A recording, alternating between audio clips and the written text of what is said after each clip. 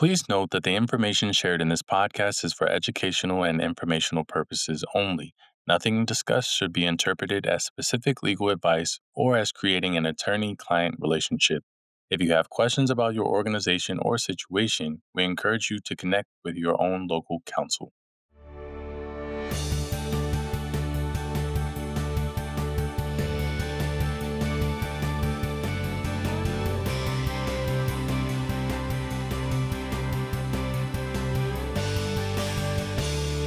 Welcome back to Let's Talk Solutions.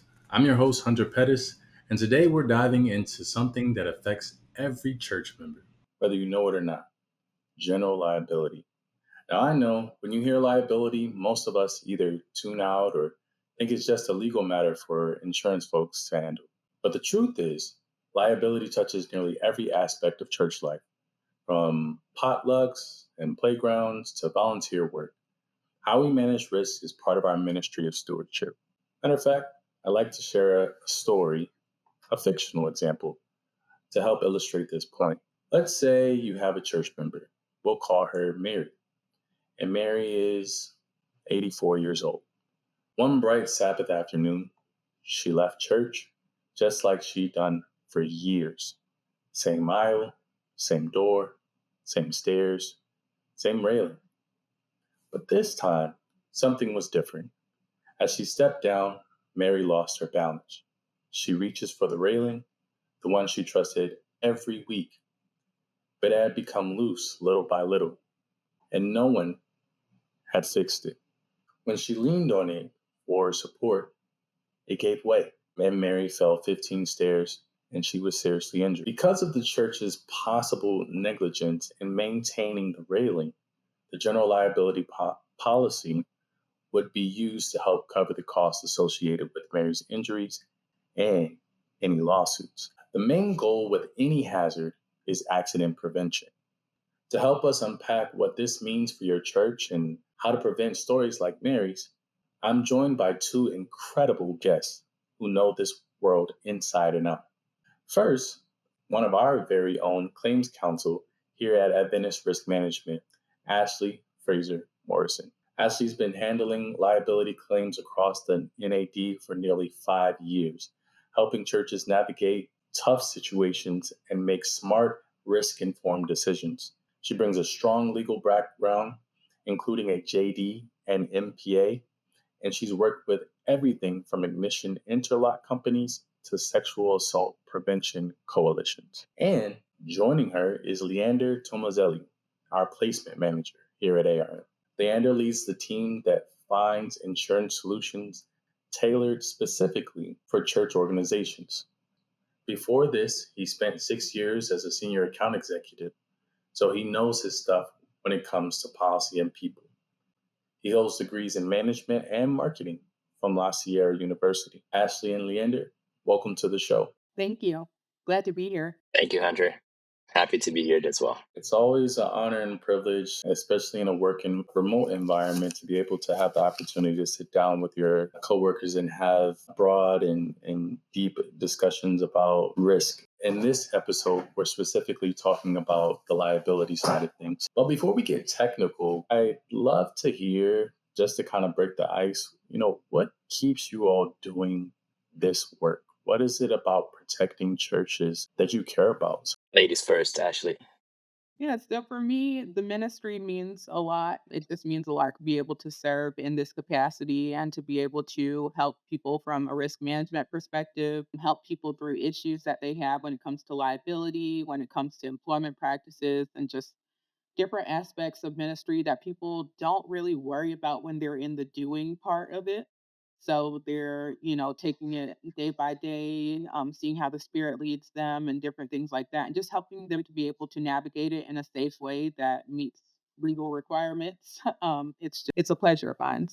And I guess for me, it's the privilege of serving the church in the capacity of risk manager, being able to talk to Pathfinder leaders and church leaders and explain and go over the principles of risk management and how we can make our churches, our schools, a safer place for our members and our kids. Yeah, I agree wholeheartedly. I know we've all been with administrative management for some time now, and I think it would help just even if I give my perspective as well. But I agree with both of you that it's not about just the insurance side of things or compliance, but it's about preserving that those sacred spaces, and more than anything, it's the church being able to provide hope and healing and community for a lot of our church as a whole. So I think that that's really important, and it's a good perspective for us to bring at the beginning of the episode, just to note that I think reliability really touches on a lot of those aspects.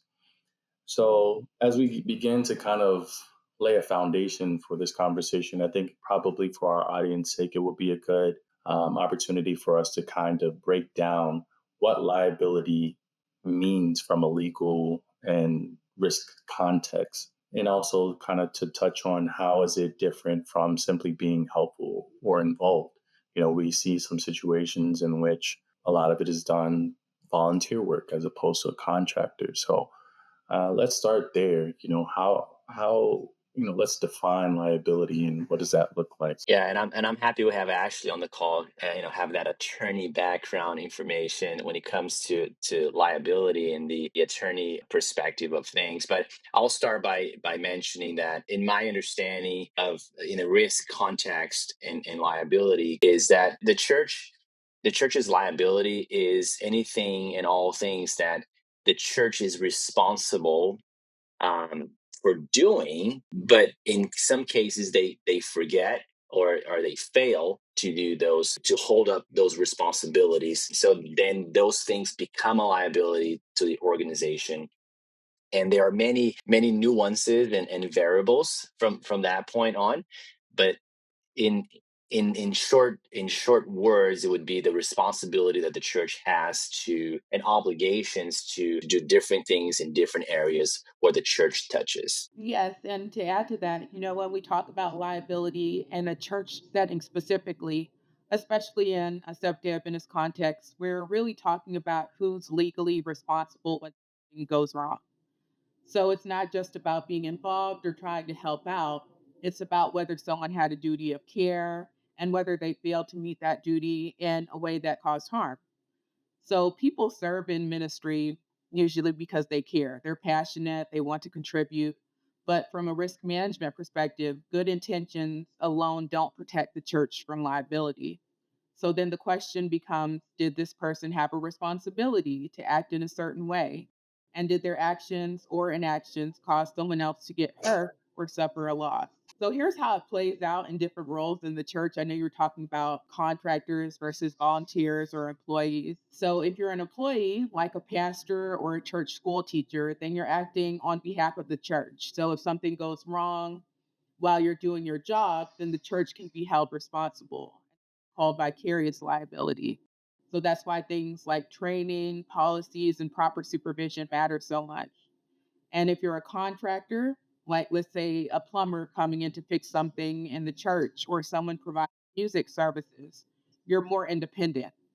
And the church usually isn't liable for what a contractor does unless the church was careless in who they hired or didn't maintain a safe space. But then you've also got volunteers, which in our churches, they're the heart of almost everything. So most volunteers are protected under laws that limit their liability, especially when they're just doing their best to serve. But those protections don't cover everything. So if a volunteer does something outside of their role or takes on something that they're not trained for, there can still be risk for both the individual and the church. So the takeaway here is that liability is about responsibility and not just involvement. And it's just important to be clear about who's doing what and then to give people the tools they need to serve safely and protect the mission by managing risk as well. Yeah, I like that. Ashley mentioned having the tools that allows us to properly manage the risk. And one of the tools that the Adventist Church have created to assist our local churches to manage risk is the North America or the working policy. We have the North America, we have the General Conference, and those documents allow as tools to be used to guide our churches and schools when it comes to managing the risk. For a good example is contractor risk. So you're hiring a contractor. What type of underlying limits does the working policy require for a contractor to come on your premises and do work? You should be looking for general liability, property, workers' compensation, and the list goes on and on. From holistically, how can you prevent, how can you manage the risk of this contractor coming on your premises and the church not having to incur that risk by asking proof of insurance, asking to make sure they're licensed and bonded and have insurance in place. So those are the tools that Ashley was talking about, things that the church have already. If they follow, it's mitigating some of that risk and liability. That honestly, I think you both made some really strong and compelling points there. One of the ones that probably stood out in my mind most, especially from a church member perspective, is that a lot of things can go overlooked. Um, you know, overlooking the quiet behind the scenes work of risk management. It seems like a lot of times we're the ones that come in and try to be the enforcers of compliance or try to ruin the party, for lack of better words. But prevention is in it of itself ministry. And there's a lot of things as a church member that may go overlooked. We're talking about contractors right now, but there's more liabilities that exist at any given church or school. I know I started off with us talking about slip, trips, and falls, or the loose handrails as an example. It also could, having potluck at churches sometimes that and it can also have some level of liability, playground safety. So I think just kind of as the next question or conversation pieces, how does liability come into play when it comes to maintaining church property? So myself and my team, we work on the property side a lot of times, but we see it all the time of maybe some vacant or unoccupied properties. How does this affect our church members from your all's perspective? Go ahead, Ashley, please. That's a big one. Liability becomes very real when we start talking about church property, especially when we're either maintaining it ourselves or letting others use it. So, as soon as someone steps onto that property, the church could become responsible if they get hurt or something goes wrong. So let's say, how does liability show up here? Let's say someone trips on an icy sidewalk that's in front of the church, or trips over a broken step, or they get hurt using equipment in the church, and it's found that the church didn't properly maintain the property. There could be legal consequences when it comes to that. And that's true whether we're actively using the space every week or if it's only being used once in a while. So the expectation is if you own it, you're responsible for keeping it safe. And that's something that we want to think about when we let outside groups use the building. So, like a community choir, another congregation, or even a nonprofit event, the risk it does slightly, but it doesn't go completely away. So, that's definitely something to think about. Another piece that is important mentioning is Ashley briefly touched on this is when you have other people using the church, what is the congregation, what is the local conference doing to mitigate the risk when it comes to transfer the risk to that other organization? Let's say the Baptist church wants to use our church for sports game night sports on Sunday, and they're coming in with this large group of people, and what type of risk management tools and things that we are asking to be able to accommodate them and transfer the risk of injury, transfer of risk of liability to this other organization. So there are a few things that we could do. For example, a certificate of insurance naming the local church and the conference as additional insured. That would allow the local conference and the church to tap into that other organization's insurance in case there is a claim associated with the use of the building. And also, additionally, maybe a user agreement or a contract that outlines the roles and expectations for each of the parties involved in the use of the building. So a few things that can be put in place to mitigate the risk and help the church to minimize the overall liability in those contractual relationships. with outside organizations. So those are really good points, Leander. And some of the key questions that we look at when we're dealing with these liability claims is, did the church have a written agreement in place, like you were saying?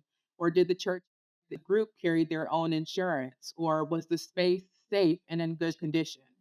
So a lot of churches, they want to be hospitable, and that's a big, beautiful part of our mission. But we also have to be thoughtful about setting boundaries and protections for ourselves. So having clear facility use agreements and making sure third parties carry liability insurance, those are really practical ways to protect the church while still living out our values of service and hospitality. Yeah, these are all great points, especially when you talk about non-denominational groups using the church and requirements related to COIs, specifically for events and renting that space. I think that I hope for our audience sake that this puts things into perspective when it comes to the property and liability side of it and how they mesh together. One thing that I kind of wanted to double back to, and something that again we see in the risk control space quite a bit, is just that there's a difference between vacant property and one that's unoccupied. And I just want to be able to make that distinction for for our audience. So in some situations, you may have a property that still continued to be owned, but it's not actually being utilized for an extended period of time. Essentially, it is a vacant building. But there is still some liability issues that may arise out of the ownership of said property. I don't know if I should, or if either of you would like to kind of address some of the issues that may arise from just the ownership of a vacant property, even though you may see, we're not using it. Yes, we still own it, but what's the big deal as long as no one's in there? Vacant properties is an interesting one, Hunter, and goes back to what Ashley said before. If you own the property, it is your responsibility to maintain the property. Even a vacant lot, a vacant property, it could be a vacant lot, it could be a vacant building. It's still your responsibility to maintain that building or limit access, whatever you have to do to minimize the likelihood of someone entering that building, getting hurt, and sustaining an injury. And the other thing is that from an underwriting perspective, vacant properties are a nightmare, right? They want to run away from vacant properties because they know there's not much care, and a lot of negligence when it comes to vacant property. So I've seen it in the captive within ARM and our insurance company, and also in the outside over the last 2.5 years. Finding insurance for vacant properties is very difficult and very expensive.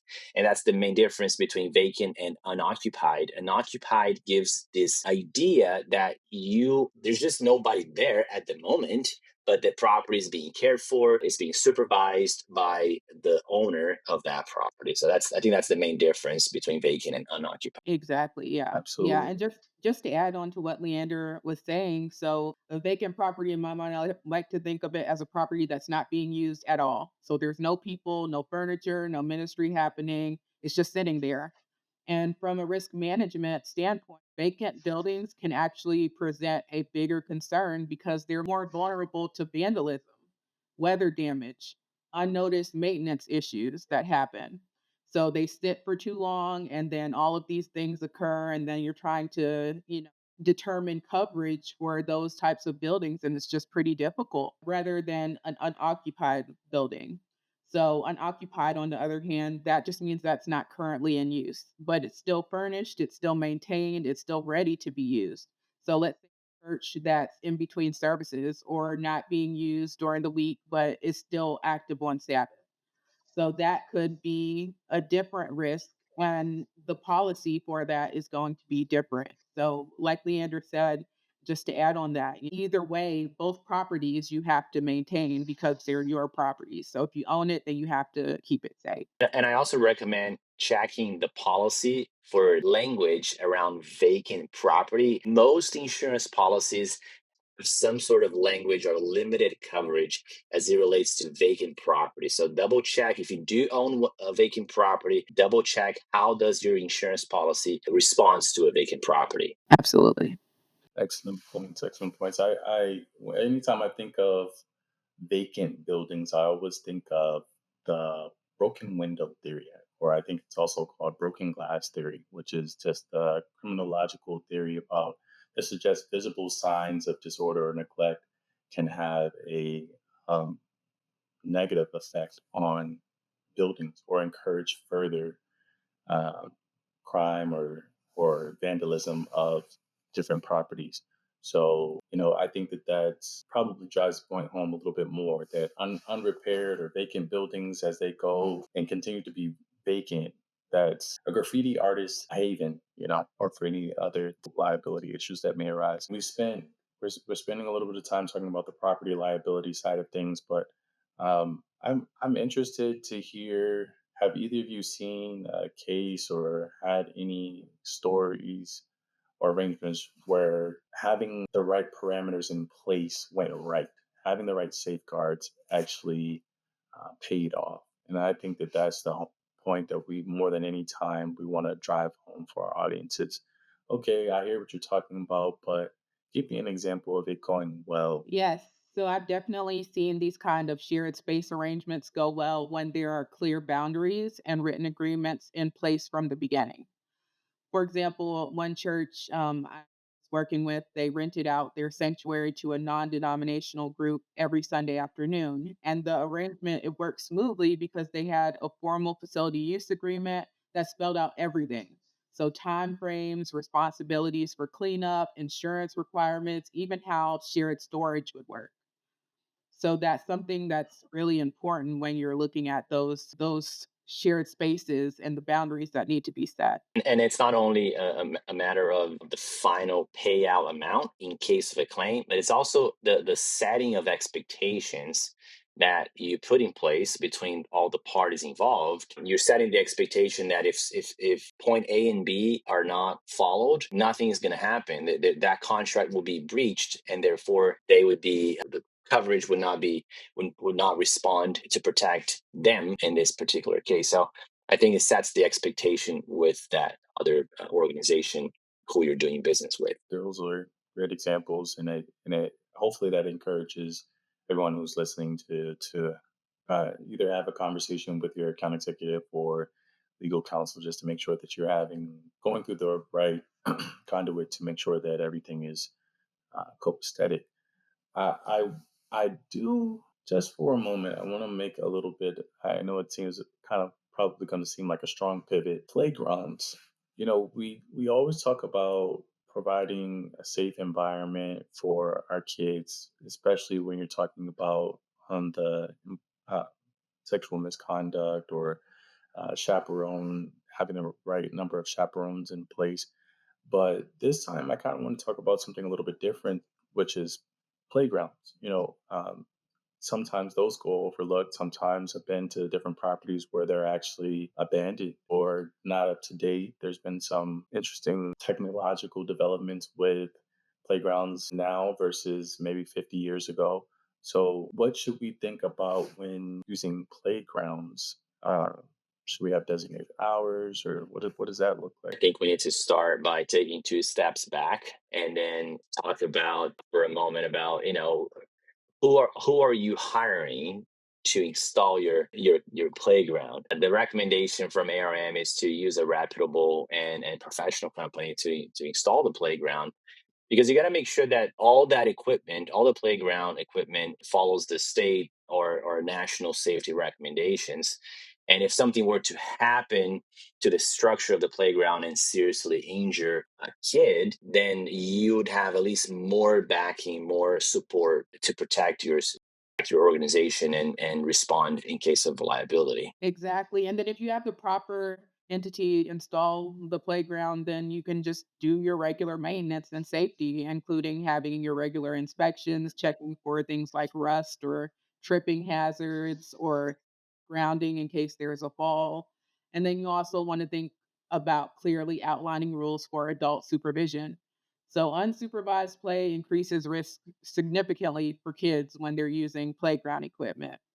And then if an incident does occur, making sure to properly document everything and making sure to fill out a claim form and send it in to the Adventist Risk Management, along with supporting documentation that includes videos as well. So making sure that you have the proper things in place to be prepared for injuries if they do occur, and then just to be prepared to maintain that playground. Yeah, I wanted to bring that point up simply because, again, kind of going almost a full circle moment earlier at the beginning of the conversation or the beginning of this episode, we talked about a type of injury that could potentially happen on church grounds. These same type of slip, trips, and falls could also happen on school grounds. And so I just wanted to be able to for us to have that discussion of what happens if someone gets injured on a playground, or what happens if someone sustains some other type of injury on church grounds. Like, what are the next steps? What happens after that?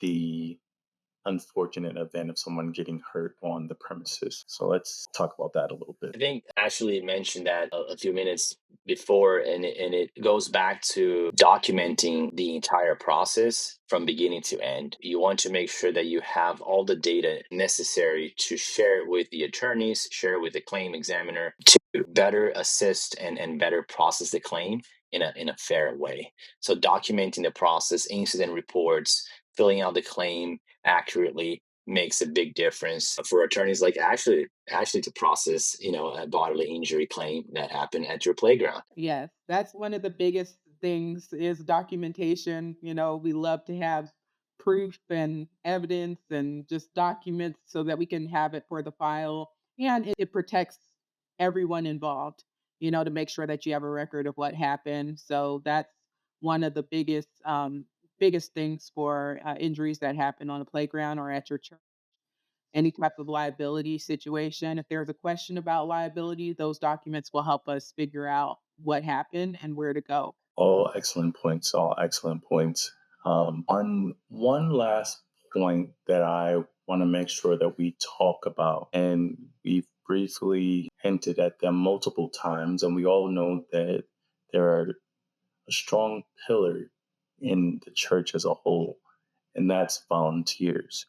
We rely on them heavily in ministry. How does this all, we've already essentially mentioned it and hinted at it a number of times, but how does this connect to liability and the precautions that we should take as volunteers? This is the big one, Hunter. How much time you have? We should do a full podcast just about volunteer labor. Our church is essentially volunteer based, and we run all of our ministries, all of our operation for the most part 99% with volunteers. Volunteers is part of the identity of the Adventist church. Now, how to properly and use volunteers for ministry, it's a big part of this conversation. Choosing the right ministry and understanding where the level of risk is for each of the different ministries that we choose to do is an important part of the process. So I can give you a couple of examples. A local church may choose to do a chainsaw ministry. While it is a beautiful ministry to help people with trees on their premises and they want to help them out, it is an extremely high risk ministry, and you putting people with no experience to manage and handle a chainsaw, that could go wrong very quickly, and they can cut off a finger, cut off an arm, or get blind, whatever the case may be, and that can cost millions of dollars for the church in many different ways, not to mention the lives that will be impacted by that decision. Another example would be, like, for example, tree trimming services. You're assigning a volunteer to go really high on a tree to trim down the tree branches, and that's a significant risk. And when you assign and you vote to have volunteer do those types of risks, those types of activities that are high risk, you're exposing the entire church organization significantly to serious lawsuits in those situations, and we have had claims in those areas that resulted in very large payouts. So we need to not only protect the lives of those who are volunteering, but understand there is a balance between how much risk are we putting our volunteers and how much, when should we outsource a lot of the work bees. I mean, we've all have done work bees at our churches. We come in and we want to paint the walls, we want to put some walls, some painting on the walls. Like, those are the type of low risk activities that, in my view, would be okay for volunteers to do. But there are many activities such as tree trimming, the chainsaw ministry, and many others that we need to think twice before we put a volunteer to do those things. Exactly. Yeah. And we rely on them so much in ministry. So honestly, most of what happens in our churches wouldn't happen without volunteers. But from a liability standpoint, that makes it even more important to be thoughtful with them. Because here's the thing, when volunteers are acting on behalf of the church, whether they're teaching a class or driving a van or helping with an event, the church can be held responsible if something goes wrong, if anything goes wrong. And that's why we need clear roles and proper training and good boundaries. And for anyone working with kids or vulnerable adults, background checks aren't just a box to check. They're actually a layer of protection for everyone involved. And we shouldn't put our volunteers, like Leander was saying, in situations where they could get hurt or where they could unintentionally cause harm. So the better prepared they are, the safer they and the ministry will be. Yeah, I definitely agree with all of that. I'm gonna process this almost as if I am someone listening to the podcast currently, and I imagine there's someone out there who's listening to this who's wondering, well, is there a difference between me being a volunteer volunteering or a professional volunteering my time? I can explain that a little bit more. So if I'm a doctor, dentist, financial, accountant, something like that, and I'm volunteering my time, that's what I do uh, professionally. But the church has, or we'll stick with the I'm a contractor. So I'm a contractor, and I do work on homes and all of this as a professional. But my church, my home church, is having some issues. I'm going to come in and do it gratis. No money, no pay. Just want to do it for out of the kindness of my heart. Is there a difference um, between that versus I'm Hunter Pettis, never worked on a house in his day in his life, but I'm going to go climb up on a roof and hammer some nails just to fix some of these shingles. A Yeah. 100%, 100%, Hunter. There's an absolutely difference between those two examples that you gave. We live in the most litigious society in the world. Okay, so everything we do, we need to consider the potential outcomes and potential risks. Because you are a professional in that area and you're still willing to do the work for the church, how it's about risk transfer. How can you transfer the risk and the liability from the church to a professional? Now, you may be the church member, licensed, insured professional who wants to do the work, but how are we transferring the risk? Are we asking you to volunteer and do the work for free, or is the church hiring you with a contractual agreement, with a written document that shows the different roles and expectations between the two organizations? Or are we voting at the church board saying we want you to volunteer and do the work for us free of charge? So those comes down to, how do you properly transfer the risk of liability through various tools: a contract, certificate of insurance, naming the organization as additional insured, instead of just asking you as a volunteer to do the work. Exactly. Yeah. And just to add on to what Leander is saying, God gives each one of us gifts. So there are some people, their gift is to, work on homes and do construction and different things. There are some people who have the gift to build, they can use their hands. And then there are other people where you don't want to put individuals without a skill set in something that they're not skilled at. So you don't want to have someone with no experience on your roof. That's a surefire way to have something go wrong and to put your volunteer in harm's way. So when we're thinking about what positions to place volunteers in, we want to think about things that they have backgrounds in, things that will align with their skill set, and then things that they can be used for and that will benefit the ministry and benefit the work of God and, cause liability and harm to them. So having those agreements in place and making sure that you use individuals and volunteers based off of the gifts that they have. Yeah, I mean, that's an excellent point, Ashley. So please do not ask me to be a lifeguard for anyone because that is not my skill set. So I think that really helps drive the point home is protect. Just prevention is everything. We've talked a lot about property liability, churches. We've talked about volunteers, and ultimately, I think we've covered a lot, um, even vacant buildings and how we care for that.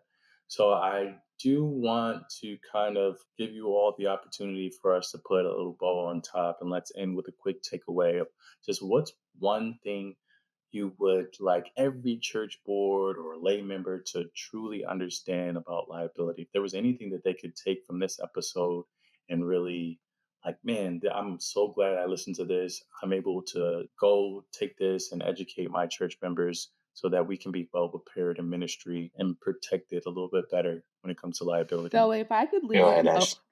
thanks, Leander. If I could leave every board member or a lay leader with one thing, it's this. Liability isn't just a legal issue, it's a stewardship issue.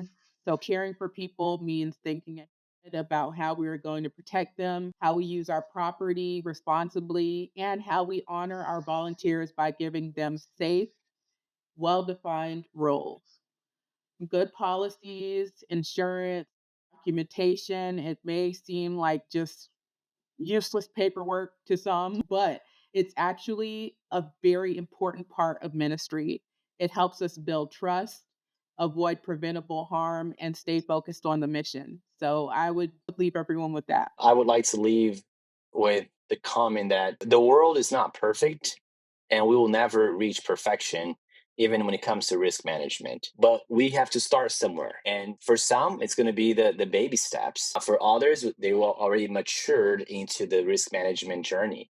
So start somewhere and walk and work towards an ideal situation. There are, like Ashley say, there's a lot of guides, a lot of working policy, a lot of documents and recommendations, and don't let that overwhelm you. Start somewhere, take baby steps, but do something towards protecting the people, protecting the volunteers, and making sure that we create a safer environment for all of our church members. Couldn't have said it better myself. I think those are excellent points. That liability is a stewardship issue, and you got to start somewhere. As they say, a journey of 1,000 steps starts with the first one. So I really appreciate. I just want to say thank you so much, Ashley and Leander, for sharing your insights and for your leadership and making sure our members are well informed on how to keep churches safer and stronger. So thank you so much for all the expertise that you both bring to this topic. Thank you, Hunter. Thank you. So for our audience, thanks for listening. If you found value in this conversation, please share it with others who might benefit. You can share this podcast through Apple Podcasts, Spotify, Amazon Music. While you're there, please rate the podcast. It helps us out a ton and turn on notifications so you don't miss our next episode. You can also access this podcast on our website. Simply go to adventurous.org, hover over the Safety Resources tab, and then select Let's Talk Solutions Podcast. Here you can listen or you can watch all our episodes and share certain episodes or the entire page. Lastly, in the show notes for this episode, you will find links to resources related to our conversation today, including solutions articles, info sheets, and a whole lot more. Remember, ladies and gentlemen, faith and preparation are not opposites, they're partners. Together, they help us honor God and navigate the risk of life with confidence. Until next time, stay faithful and stay prepared.